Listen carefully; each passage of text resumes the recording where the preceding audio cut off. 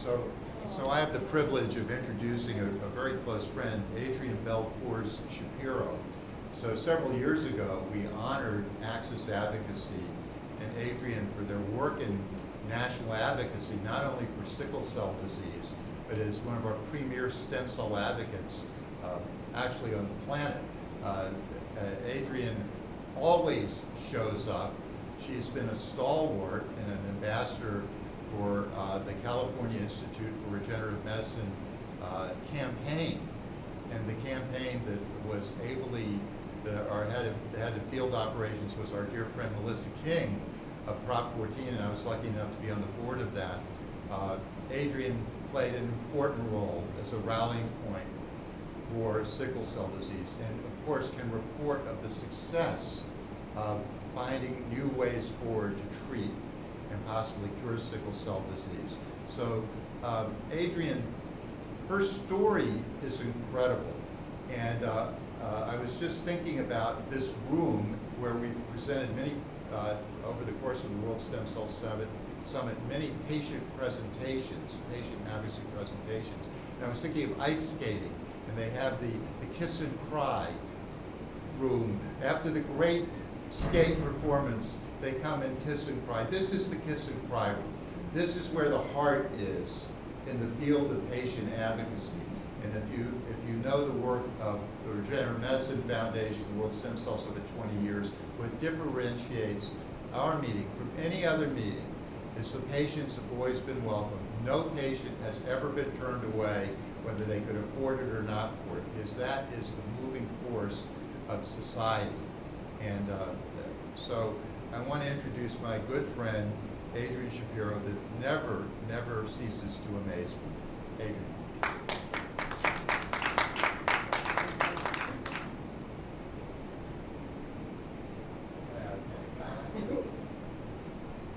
So first I want to say thank you. This is by far my most favorite meeting of the year, and as well as my husband, Ron. So thank you again for having us. So my talk is entitled Access Advocacy, Birth of an Advocate.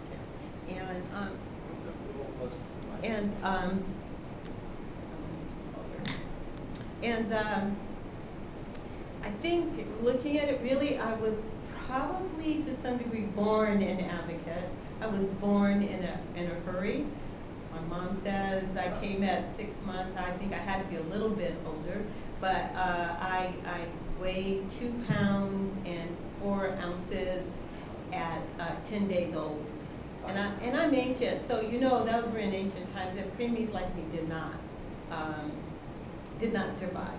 But I had I started being born in one hospital, and they were like, oh, no, and then they put me in an ambulance with my mom, and I'm still in the belly trying to get out, and whisked me off to another one that had the right science and the right doctors and the right nurses, and I was able to go home 6 months later. I had breast milk from volunteer moms. So I think I just kind of was probably just born for this, and and so here I am. I'm starting this to talk about, I thought this was about me first, sorry. So I am 5th generations of mothers in my family to have a child born with sickle cell. And I always start this off by giving honor to my ancestors and those mothers who suffered through having a child that had such a horrible disease. So sickle cell is a single gene mutation, and I'm going to talk about it simply because that's all you need to hear from me. That normally red blood cells are very round and bouncy. When you have sickle cell, your genes, your red blood cells, once they release their oxygen, they lose their shape. And it's crinkly, kind of like a balloon that's been inflated. And as it's trying to go through the blood vessels, it forms clunks and blockages, right? So that you don't have adequate blood flow. basically anywhere in your body. The other thing it does is those cells break and they're brittle and they release heme in your body. Well, the reason you have a blood cell is because heme's not supposed to be in your body, and that causes inflammation, oxidation, and so you get, along with these very, very intense periods of what we call crisis pain, you have within you every day these cells breaking up and causing these inflammatory conditions and blockages from the brain, the heart, the lungs, the kidneys, everywhere. Now in America, we are the largest rare disease. There's over 100,000. We don't have a registry. We're trying to get a registry, but we don't have one yet. And so we know that there's over 100,000, but we don't know how many. And the bulk of us are African Americans. There is a huge group of Latins, Afro-Latins, East Indians, Armenians. It goes on to Sicilians, to blue-eyed blondes that can have this condition. And so here in America, we are mostly the large bulk of it, African Americans like myself. So I'm fifth generation. I'm lucky in the sense that I was the first to know straight away. My mom did not know straight away what was wrong with my brother. He was very bright, very beautiful, and when he was 3 years old, he had a stroke, which left him debilitated, both mentally and physically. And in those days, when you had a child like that, when you had, a special child, there were facilities where you took that child and left that child to have its life, and you were free to have a normal life with your normal children. Well, my mom was like, nope, not going to do that. So I grew up with my brother, with sickle cell in my life, basically, from the very beginning. But I was the first to have newborn screening. I was the first to have the discussion about having trait, not having trait. I had a test for trait, and I was told that I did not have it. So it turned out that Teddy had the disease, Eddie had the trait,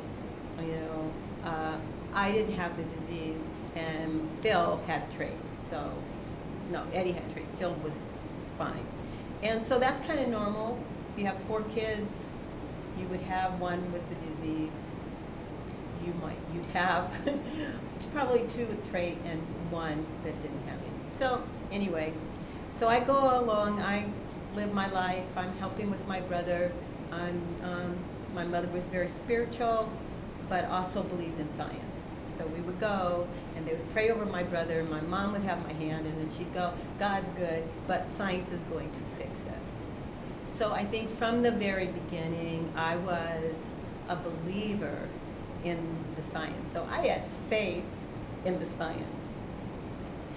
When my daughter was born, we said, no, that couldn't be. I don't have it. Her dad was Cuban, and most of his family was still in Cuba, and we didn't have any contact.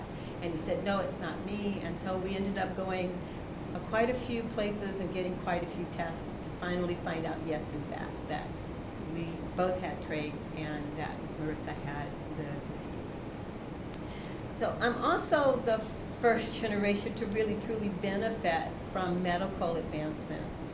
So when my brother was born, there weren't really treatments, but by the time Marissa came about, there were treatments for pediatrics.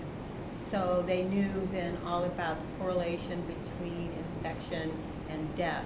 Now, in most of the world, if you have sickle cell, 5% of the children, 5 to 10% of the children live to be 5 years old.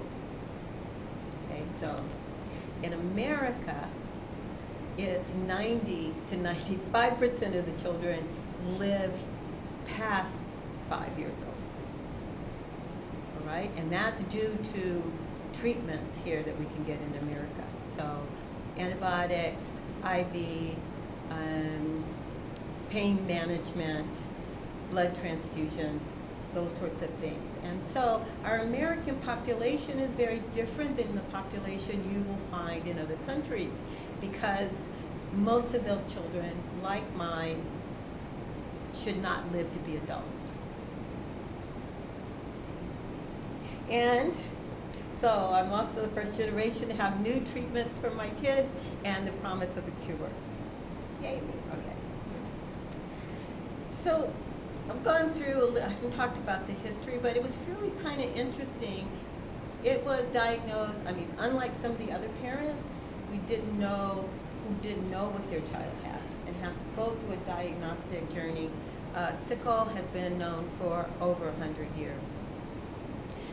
The government, in many ways, the federal government we were talking about today, was lobbied in the 70s and created national centers. Is that right? So, for me, there are so many amazing things. There are 40 new treatments.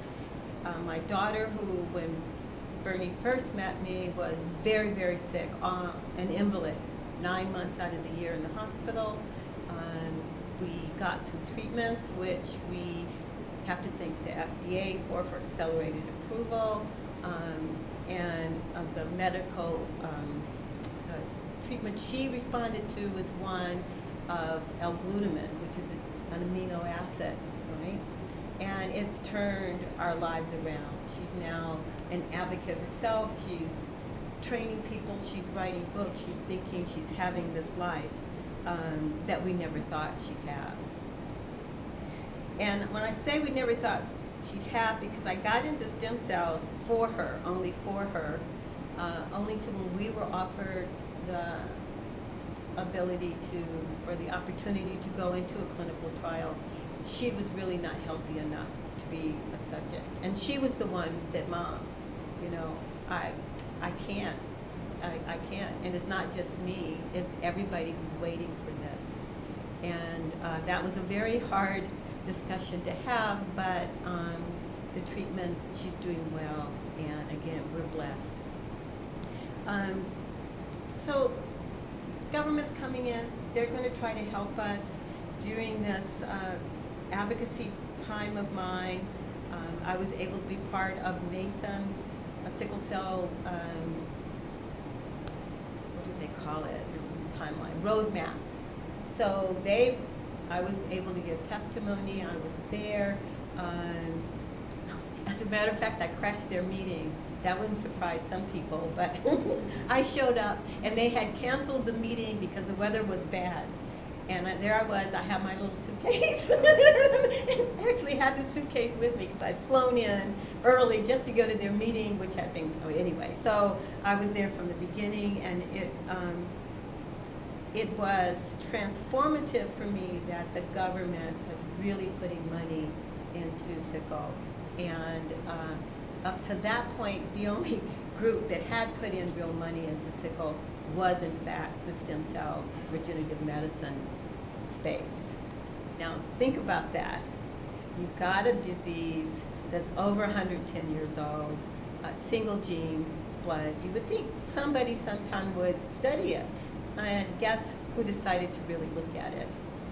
It's one situation where bad luck was good luck, and that was the regenerative medicine. Okay. Here we go again. Now, I'm going to tell you about the bad stuff. Tell you about the good stuff. Let me tell you about the bad stuff that's going on for us now. We have no standardized treatment or protocol for our adults. Like I said, the children do well. It was as if America slept for 30 years, after making these changes in the 70s, and then when they sort of kind of woke up, those children who should have died were now adults, and they didn't know what to do with them.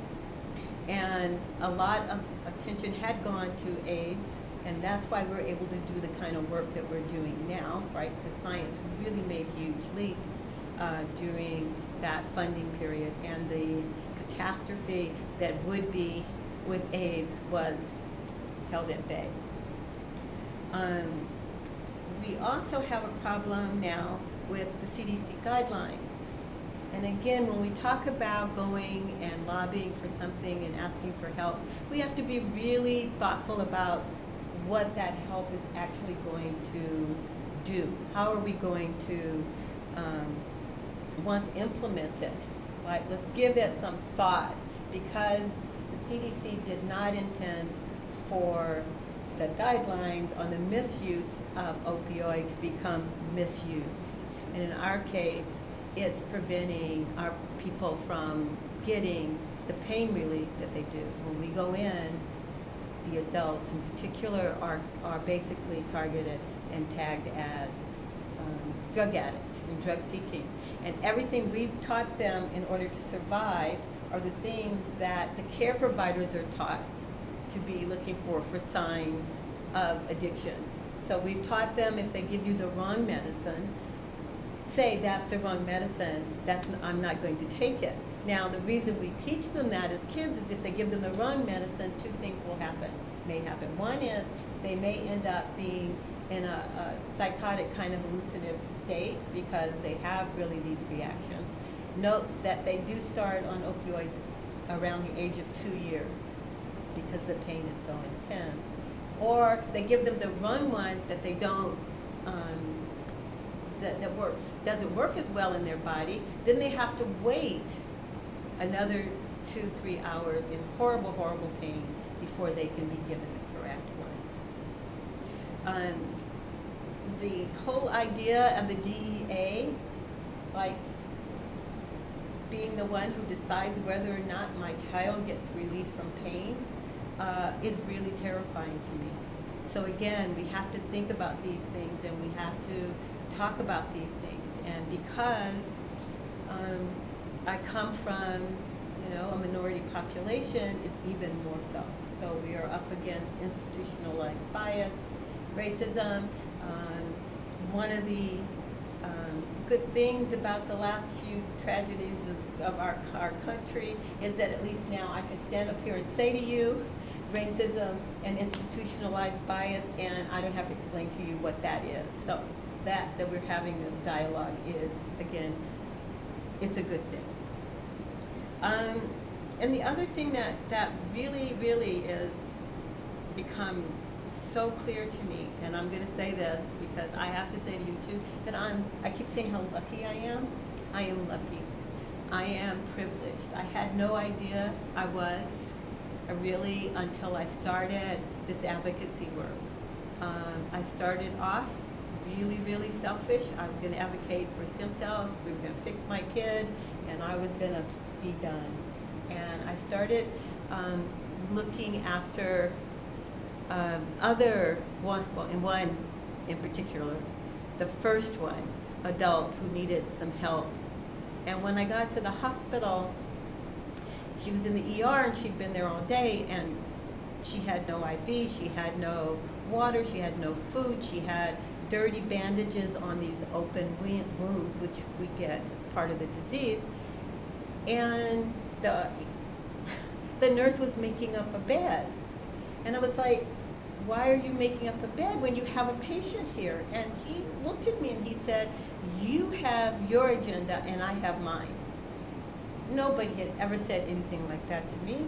I mean, really? Seriously? And so I was just dumbstruck that anybody could do that. And I was in an upper middle class neighborhood in a nice hospital, and this young woman. And so it took me several hours to negotiate to get her taken care of. And they admitted her to the hospital. I went home after telling her she needs to go to a different hospital when she gets better. And the next day I called the nurse that I work with, and I was just, can you believe it? And she said to me, Adrienne, that happens all the time. What are you talking about? My kid never had that. My kid, I had never faced a situation like that. And so my eyes were open to my selfishness. And I started advocating for other adults with sickle cell.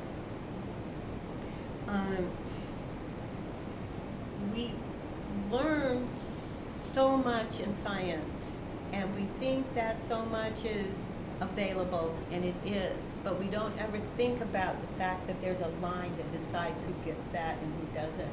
And many times those people who are making those decisions aren't even aware of why they're making it. This way. So in my work, I probably advocated for thousands and thousands of hours at the bedsides of patients. Many have died. A few have died on my watch. And coming from a systems background, I was like, so what can we do and what's in place now while we're waiting for our cure to come? What can we do that's in place that can help people get what they need now? And so the first thing that came to mind was if we classify sickle cell disease patients or chronically ill patients so that they are palliative care patients, 80 to 85% of what they need in their care plan is given to them. Nobody can interfere. Those poor pharmacists who've been told it's your job to watch opioids usage and report docs and people for misuse, they're out of that equation if it's a palliative care team. It's being able to come to, if we could have our docs at the place or care providers, treat people intellectually, meaning this is the situation, what's the best fix for it? Not, I have to think about this emotionally. Because what's happened is our doctors are being put in this position to have to make a judgment, and that is this person really sick? Is this person really in pain? And because of the pressures that are being put on them, right, they're not really free to diagnose, really. They are reacting emotionally. So if we can then put some things in place to help them and relieve them from having to make that decision. The other thing is providing optimal care, right? So if we have care protocols that we can use, then those people living with sickle cell now will be healthy enough. More of them will be healthy enough so that when the cure comes, it's not like my daughter who had an opportunity but was really too sick. They will have bone marrow that's not totally worn out from the fact that our blood cells die so quickly that it's working overtime, and by the time a sickle cell patient is a warrior or patient is in their 20s, they've got the bone marrow of probably close to a 60-year-old. And, at some point, stem cell cures will become universally available. And our discussions about cost of it at this point, when we're having those discussions, we need to be realistic about cost. Cost will go down. Things in the beginning cost a lot. And people need to understand how much, when you have a child who from birth to 15 years old may have 5 end-of-life experiences in the hospital. Now, when I say end-of-life, I mean end-of-life. ICU, all the specialists, dialysis, heart machines, all of this happens. But the people making the decisions about things and the decisions about cost really don't know that. And so as an advocate, our role is to let people understand the total cost of everything that's going on. So if we could do some of that, not only for sickle, but for the chronically ill, we would be so much further ahead in many things. So we know this now, we've observed it, and we're hoping to get that. Where's that lobbyist person? To tell me how to make that happen. And so we advocate through storytelling. This is us last month. We were on Capitol Hill. We were lobbying for several bills. It's a family event. That's Casey in the light colored jacket, and that's Ron was in the background, and we were there with 70 or 80 other advocates going from door to door, knocking, saying thank you, please help on the state level. We tell our story everywhere we can. Anybody that invites us, we stand up. I mean, even in the elevator, we tend to share our stories. One of the other things that we do in Access is I come from a systems background and patient human-centered design. That was my work. Look at a problem, think about how it fits into our humanity and our way of doing things, come up with a solution that not only helps somebody complete a task or do something, but does it in such a way that it's a natural thing for them to do. And so I applied that to these years of advocating, at being at the bedside, at being on clinical trials, and looking and saying to the researchers, what do you mean you want somebody who's sick to show up, to your site 3 times a week and park, and the parking's $15 a person, and do they even have enough money for gas? And why don't you have a therapist and a social worker on your team? You are being paid millions of dollars for this because this is very important, and if it's this important, then you ought to have enough money to put the things in place to have the best outcome, because that's really what you need. Now, at first they were very I came home, I said to Ron, again, they're never inviting me back again. They did, but I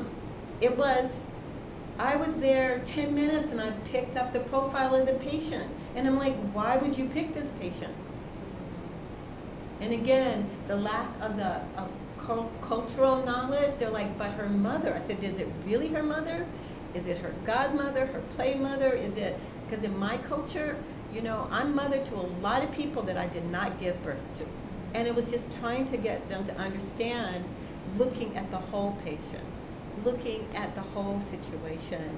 $15 to them was not a big deal. But I've had patients or warriors say to me, as I'm standing in line, oh, my medicine is $50. And so I'm going to see if they will let me get half of it. I mean, these are things that, again, I've not ever had to deal with, but that was the reality. And so we were able to work solutions out. I know they had restrictions, but I'm like, then we work it out. You get a community-based organization, like ours, we'll handle the things that you can't, but we have to work together in order to do this. And the other interesting thing that happened with that was we were also involved with a lot of the pharma companies, and I was able to get them to change and incorporate all of this into their clinical trials, as well as not having warriors fly in on their own, be on their own. If you're going to have someone who is ill, an advocate, be their patient representative, to be there, they must have a caregiver, and they must have time to rest before and after. And again, we've lost one of our dearest warriors because he did not have that, and he refused. And I said to the company, I said, then you should have told them not to come. It's your responsibility to look out after them. And so really changes like that, due to my work in CERM, has allowed me to really, really push that forward.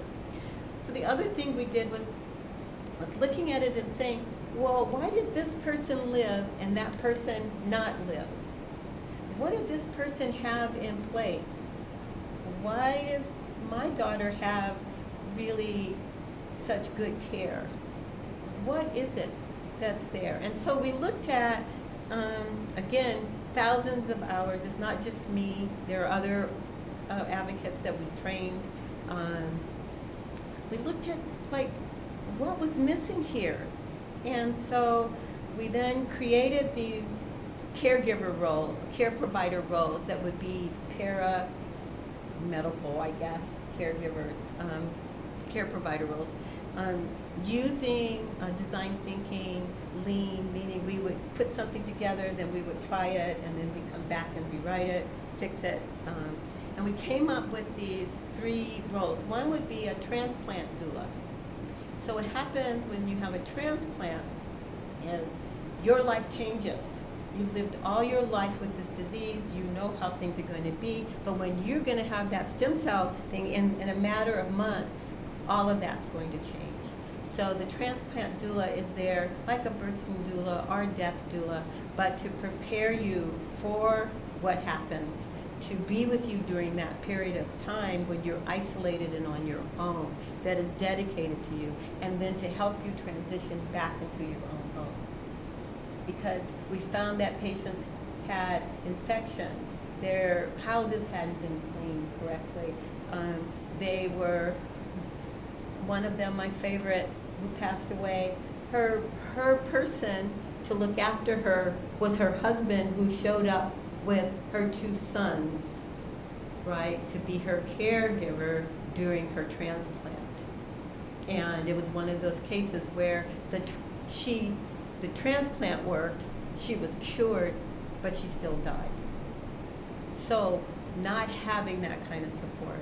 A clergy advocate role. Patients are isolated, patients are sick. During COVID, we couldn't visit. Clergy was always there. Well, the clergy is there. Why aren't we teaching the clergy about what it's like to be in the hospital, to be chronically ill? It doesn't really matter what that disease is, but providing spiritual as well as, right, psychological and medical support. And then the other is what we call our point of care advocate. And so I'm going to show you kind of how we work, but this is it. The patient shows up at the medical center all on their own, and this happens many times with the adults. He then has an app on his phone, and he says, I need to find me an advocate. So he handily picks it out. The advocate is wherever the advocate is, because this is all done virtually, and gets a notice. They talk. Where are you? This is an intake. What's going on? The patient who is in a lot of pain says, I'm in pain and where I am. They get an okay. The patient then hands the phone off to the care provider. Now, the great thing about this is many times they're in such pain that they can't speak. Other times they've been treated so badly that they have become so angry that they can't be heard. And so we start this process. So the advocate then talks to everybody, right? So the pharmacists, the providers, the doctors, the nurses, there's always a patient advocate in the hospital, and together, along with the patient, they come up with the care plan. It takes all that pressure off of the patient of trying to take care of themselves when they are their most vulnerable. Our system is not set up to really treat them with respect, and this really takes the pressure off. Advocate speaks with the patient, says this and this is going on, they've got a plan, they go through it. And so the patient then has the energy and the time to like get better. They're like, okay, this can go on anywhere.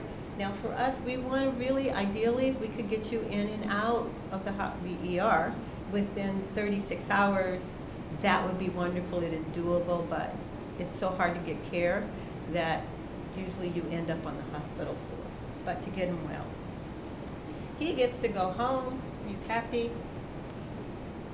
He and the advocate speak, and then he's turned over to a community health worker or a community-based organization, because the other thing we found out initially was we tried to do everything for that patient. We wanted them to go back and have their checkup. We wanted all of this, but it was too much to carry, too much in the heart, too much financially, and we do 24 hours. If a patient needs to be looked after for 24 hours, we set up a pod, and they have 4 advocates who are using the app and looking after them.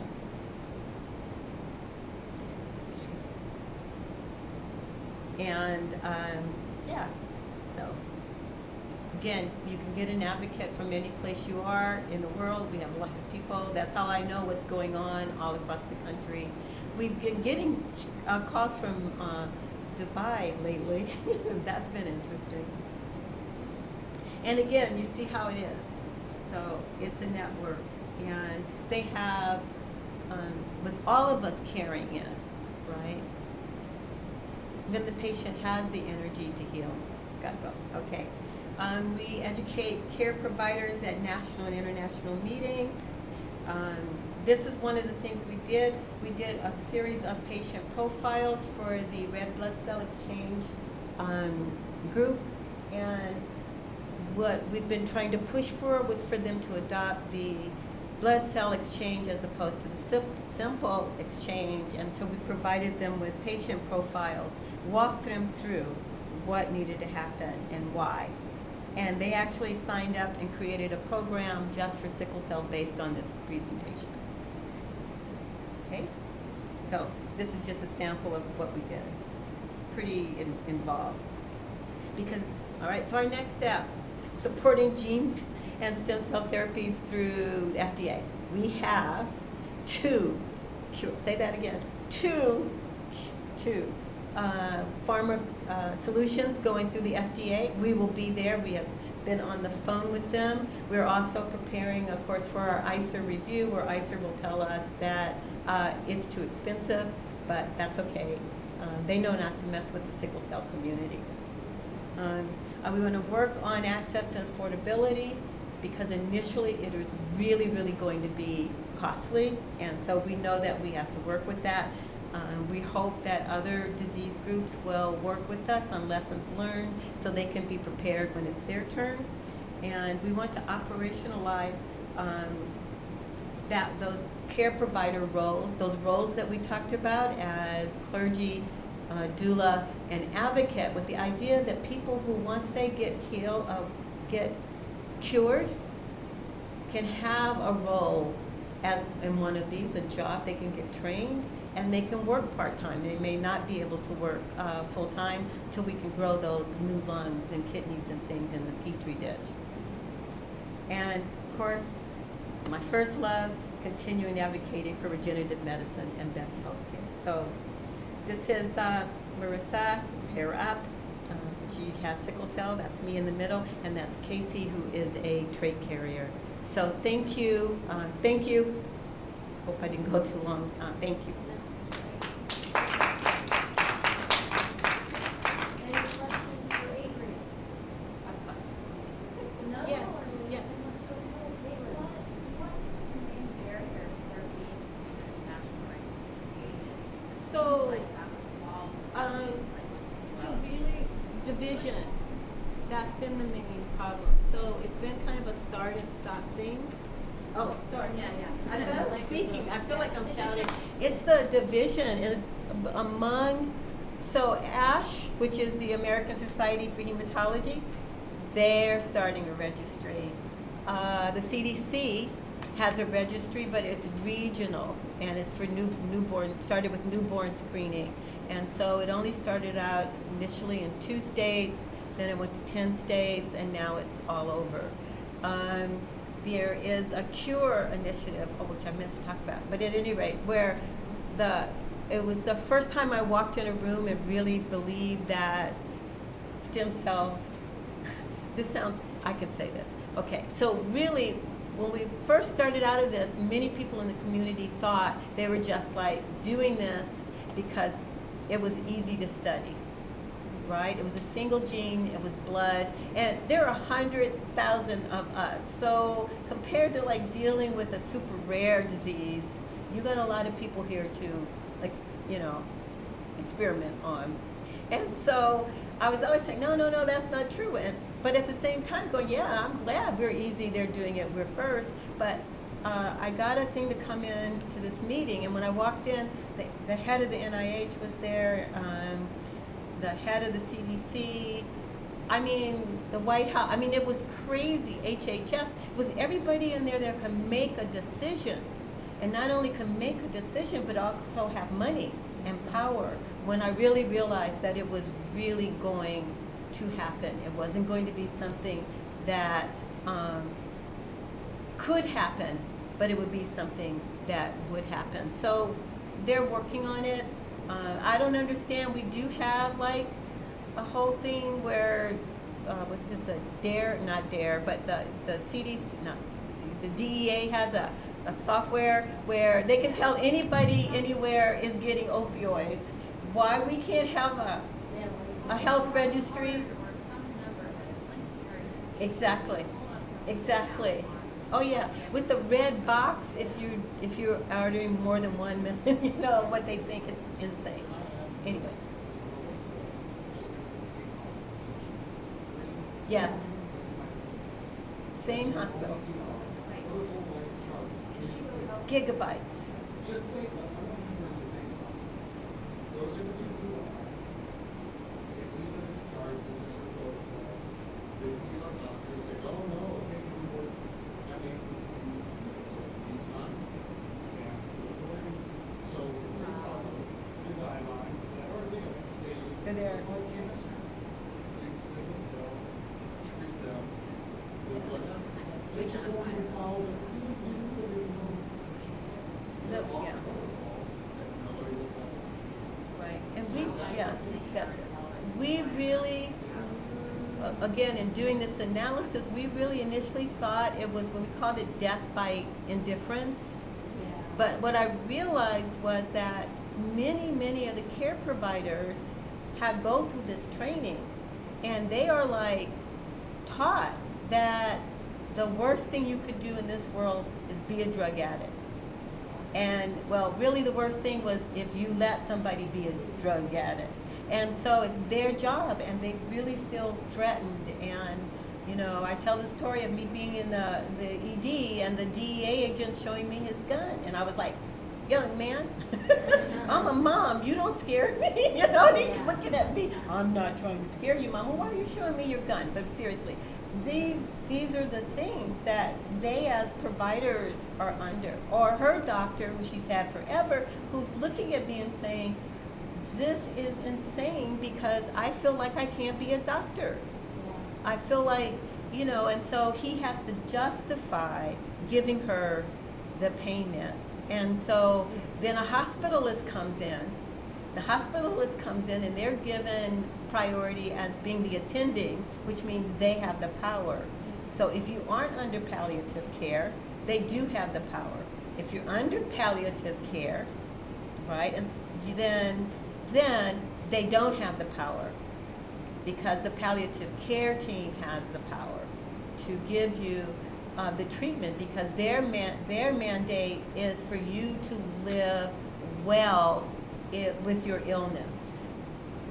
And so, and it gives, you know, everybody else off the, I mean, I feel for these people who've trained and gone to school and all this, and are having their decision-making power taken away and being threatened probably on a daily level, or at least feeling it. I mean, you just think if you were like sitting at your desk and you went to get a file or something, and then this box pops up and says to you, justify that. You asked for this, you know, and you're like, whoa, oh, okay. So this is what's happening to our providers. And so this is one of the things that I'm hoping that we as a collective can work on, because if people are not being treated well in the hospital, they're not going to want to do anything new. They're not going to trust the system to take care of them if something goes wrong, right? And so, and who's going to go into medicine now?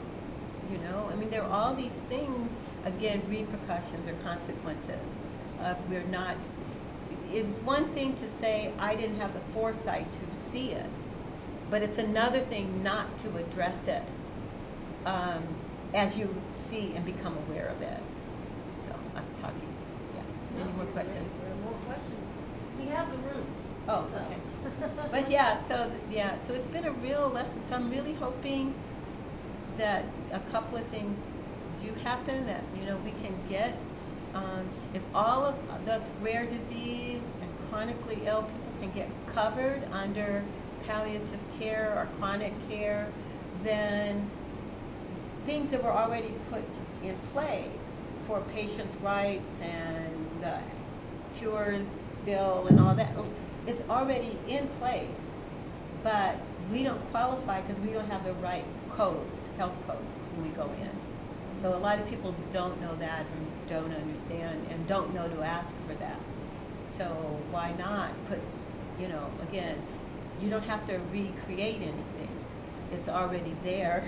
And again, 85 to 90% of what all of us need is the same thing, right? And it's that 10% of the specialists that. And even if you look at what happens with the specialists, it's a care team. It's somebody who's used to working with other people and coming up with solutions. So the methodology isn't that different. It's just the skill set of those specialists. So, and while we're doing these amazing things with science and creating brand new things, why not do the things or make use of what we've already thought through and that can help? And then why not have a mechanism for looking at and seeing something going sideways and being able to you know, jump in and say, wait a minute, this is going sideways, let's do a correct.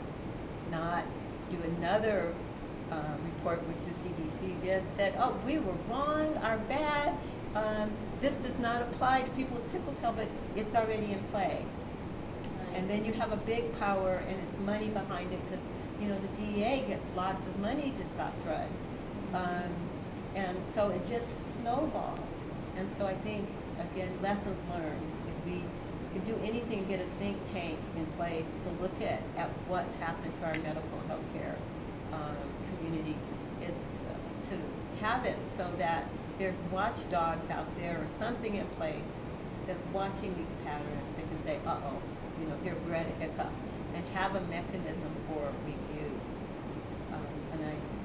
And have a mechanism for review so that we can then, you know, it's like software development. We think you're going to want a better, faster, I don't know, spreadsheet, but maybe you don't. Maybe you just don't want to have to do the spreadsheet. You want to do something else, you know. And so how do we do that? So applying those systems in, and particularly in the stem cell, which is where clearly after today's talk, that's where we're going. So I say put it into play in healthcare. So thank you. Thank you. Thank you.